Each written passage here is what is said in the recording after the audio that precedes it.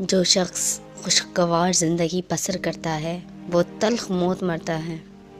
خبردار، رونا تو خود عورت کا جال ہے، درد موت کا قاصد ہے، اے بے وقوف قاصد سے منہ نہ موڑ۔ صرف پیسہ ہی رزق ہے، بلکہ عقل، ادب، چہرہ، اولاد اور علم بھی رزق ہے، اور اس سے بڑی بات کہ بہترین دوست بھی رزق میں شامل ہے۔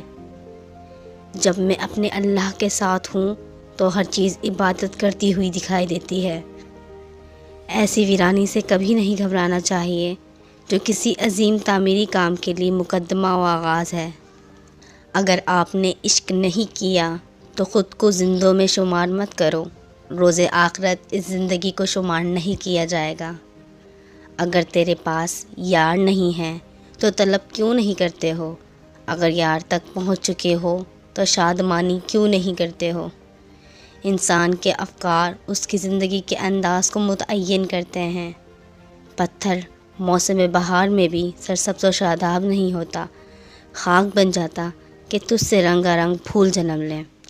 سفر کی بدولت ایک غلام بادشاہ بن جاتا ہے۔ چاند بھی اگر سفر نہ کرتا تو اتنا حسین نہ ہوتا۔ چمگادڑ در حقیقت سورج کی نہیں بلکہ اپنے آپ کی دشمن ہوتی ہے۔ خود کو ذات واحد میں گم کر دینا ہی توحید ہے۔ انسان پر اگر عقل غالب ہو تو وہ فرشتوں سے بڑھ جاتا ہے، اگر شہود غالب ہو تو چوپایوں سے بھی نیچے گر جاتا ہے۔ اللہ تعالیٰ فرماتا ہے کہ میں ایک چھپا ہوا خزانہ تھا، میں نے چاہا کہ میں پہچان نہ جاؤں تو یہ کائنات کی پیدائش معرفت خداوندی کے لیے ہے۔ اس نے مٹی سے اطلس پوش بادشاہ بنا دیا، یعنی اپنے مظہر خلیفہ بنا دیا۔